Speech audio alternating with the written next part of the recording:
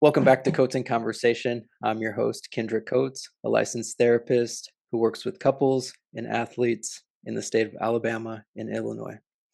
In today's conversation, I'll be speaking with Ron Downs, a licensed clinical social worker in the state of New York, and he is also the founder of I Knew Then, which we'll be getting into conversation about that later on in the episode. In today's conversation, we're going to be discussing depression as it relates to men of color, the social stigmas around depression and suicidal ideation, and we'll end with our final thoughts on what we want the listener to leave this episode with. So, Ron, as I'm thinking about depression and some of the work that you do, when you think about the silence many men of color live with, the pain they don't talk about, what's the first word or feeling that comes to your mind and why? Sadness, because I think as men we're taught to have it all together, to not be in touch with our feelings. And as a therapist, that's what I try to do. I try to first and foremost help men recognize how they feel about something. If you don't know how you feel about something, then how can you change a behavior? So I think it's paramount for men to be in touch with their feelings. We're so used to being told to suppress our feelings, to not show emotions, to have it all together, to be the provider, all of those just notions that men in general, but also men of color specifically have to deal with.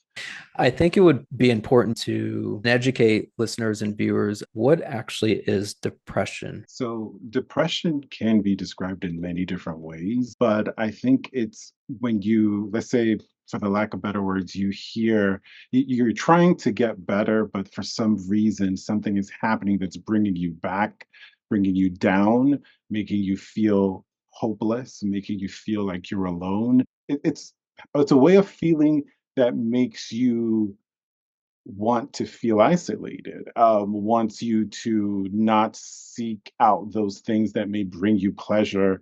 But hopelessness is one of those key factors. And specifically, if you look at the DSM and you look at major depressive disorder, we know that hopelessness is one of those key factors when it comes to depression. But it's feeling that you don't matter, that you are not going to get through this. It's a feeling that sometimes could be very difficult to dissuade, right? Hmm. So, There was, I'd also add in there too, and again, I'm just my own experiences of, to your point, like it's a feeling, but the feeling of heaviness, like mm, it's so weird.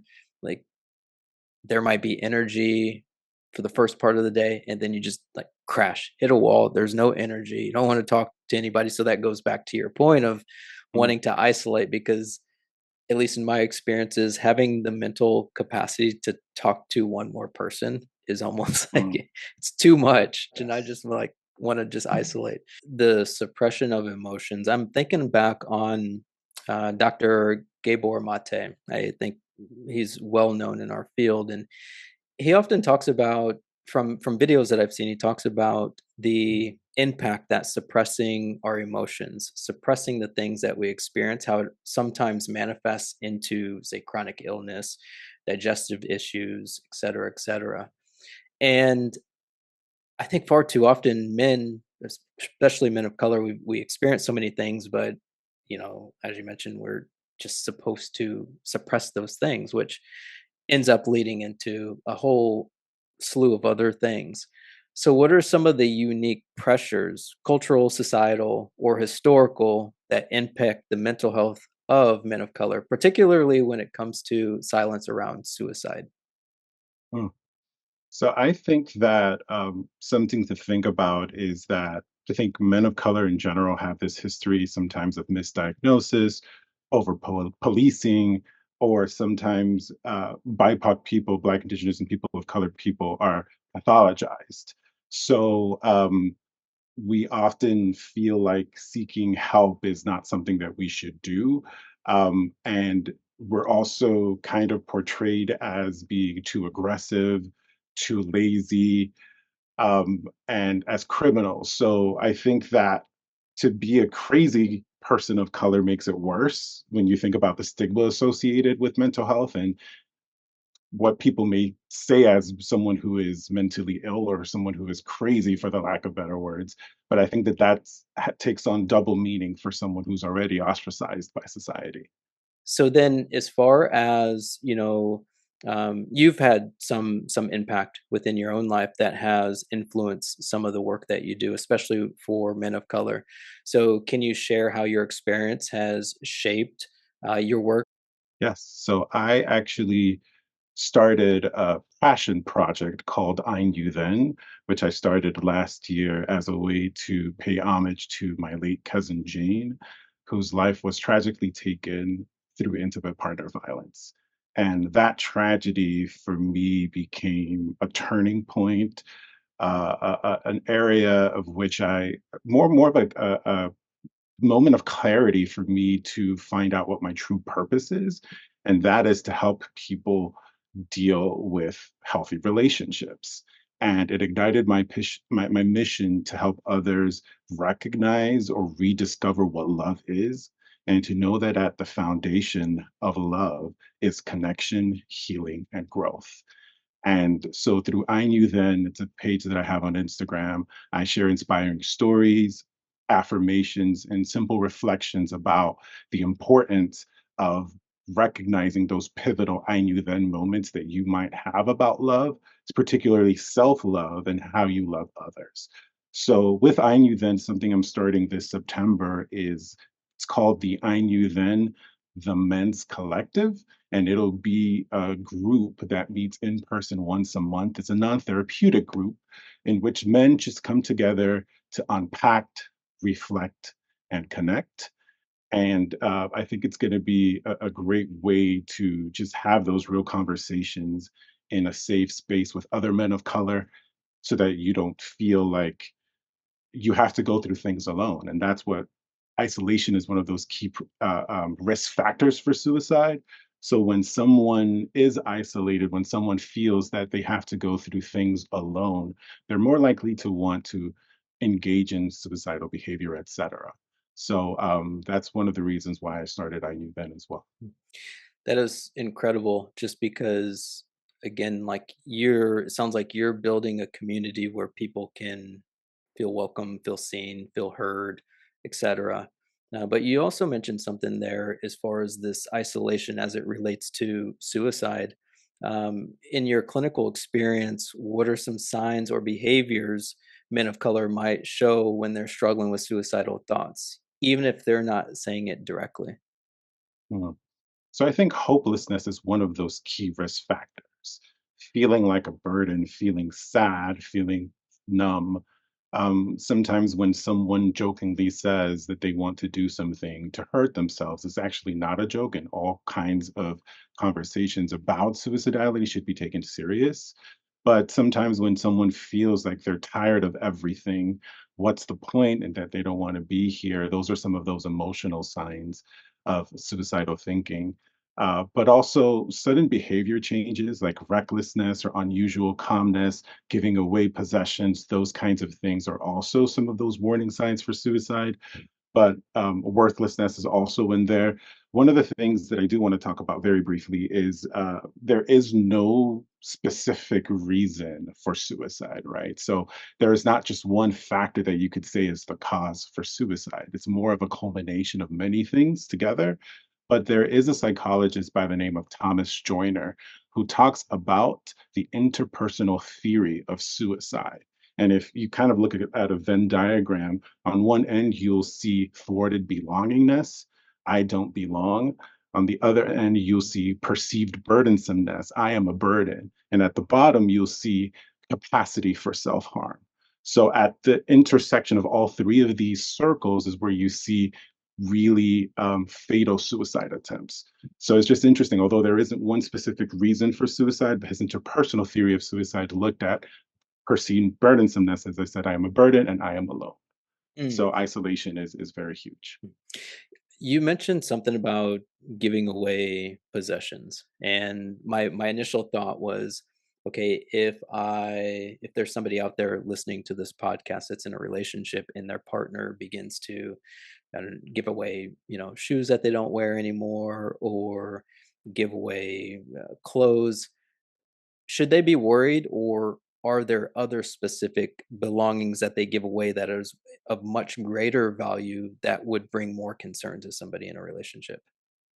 So I think the act of it just by itself may not be that indicative of something, but if it's coupled with other warning signs that you're picking up on, like talks about suicidal ideation, uh, just other kind of warning signs, depression, hopelessness, isolation, if all of those things combined and then they're also giving away things, then that is definitely a reason to ask for further clarification of like what's going on. And sometimes that's when someone who is a loved one, as you said, could interject.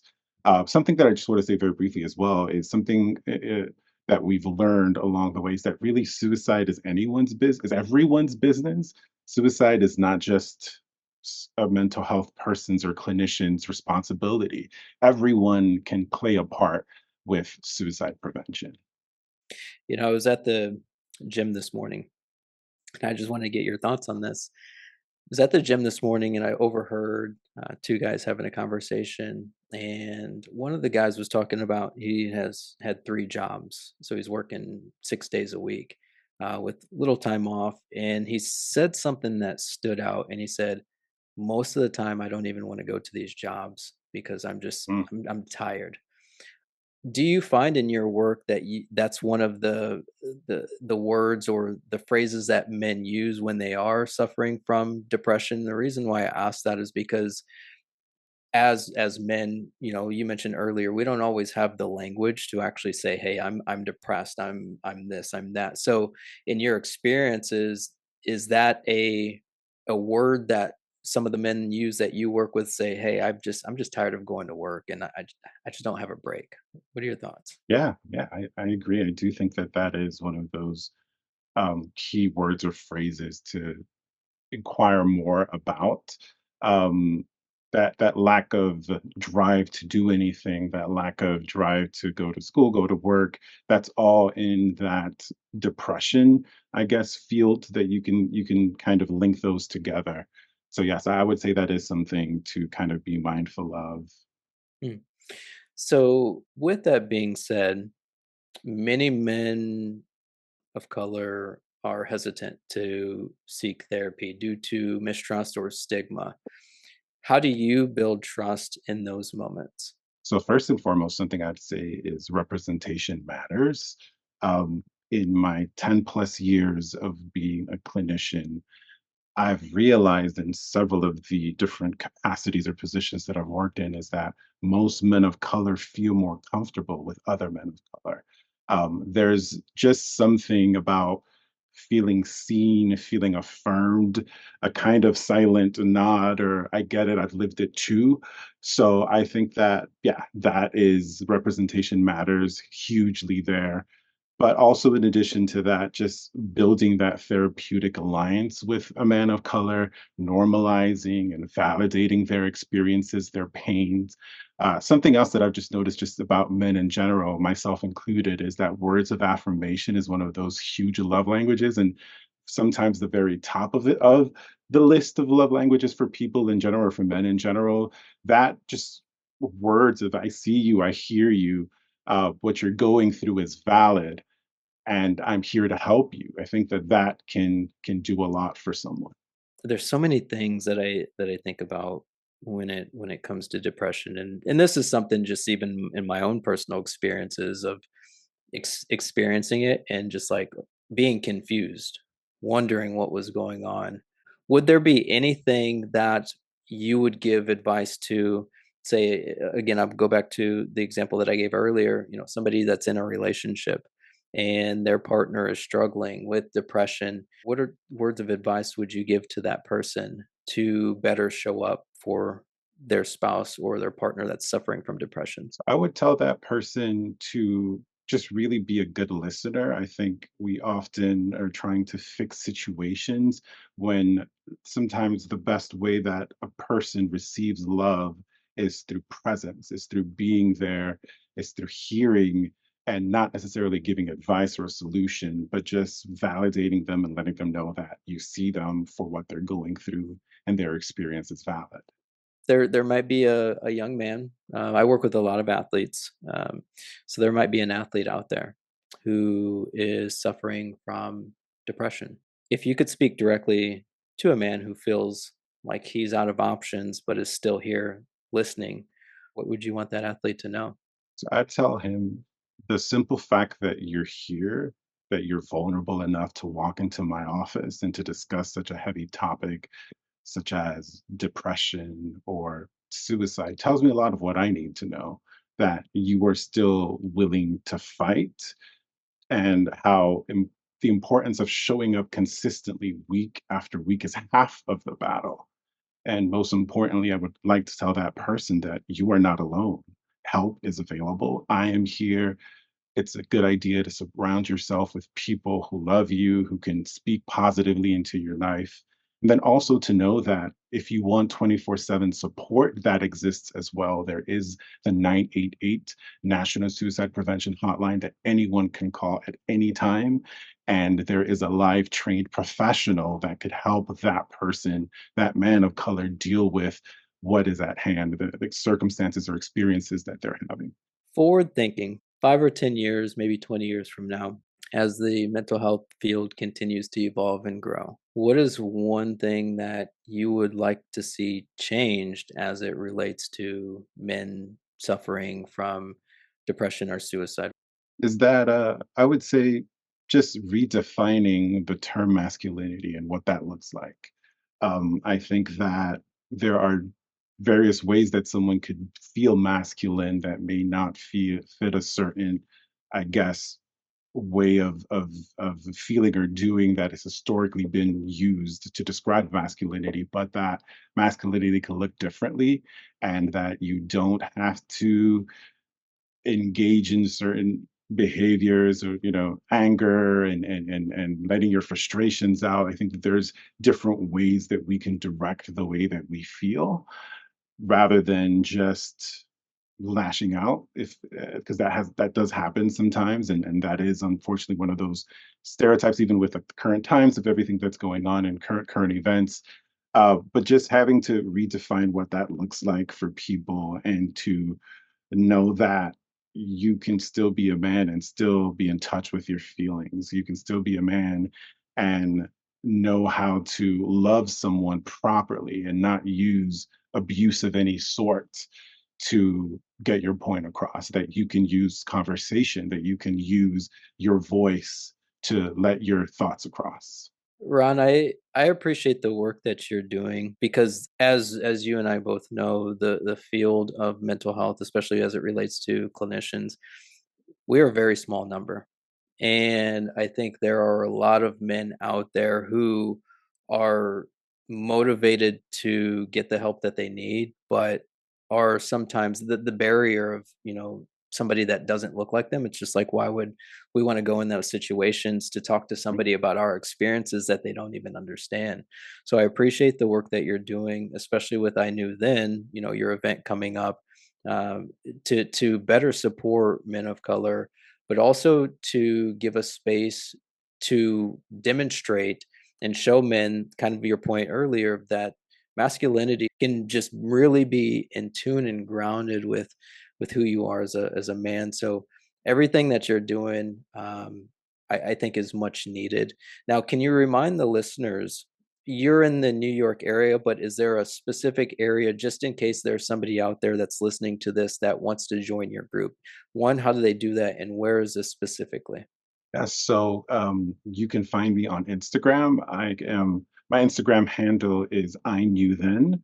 The words I knew then, as it sounds, and you can send me a DM, send me a message. I will be talking more about that particular men's collective or men's circle that will be starting in September, and it'll happen once a month on a Friday. And I think it'll be a great way for us men to just, men of color specifically, to just feel comfortable with getting to know each other and exchanging ideas and experiences and learning to grow and heal together. I love that. If you're listening to this podcast episode, and if you're struggling, Ron mentioned it earlier, you do not have to struggle alone. There are resources out there for you to get you through some of these tough times. This idea that men have to be masculine and aggressive and angry, I hope that somebody can take away a nugget that Ron had mentioned earlier. Being in tune with yourself doesn't mean that that's feminine. It doesn't mean that that's weak. It means that you're grounded and that you want to show up for people that you love. Share this episode with somebody who might be able to learn from this. Again, depression doesn't have to be scary. The more and more we understand and know about it, the better we can help ourselves, but more importantly, the better we can help those around us who might be experiencing this. Leave a comment below. What was your favorite part about this episode? Thank you for listening to Coats and Conversation, and be sure to like and subscribe for more episodes in the future.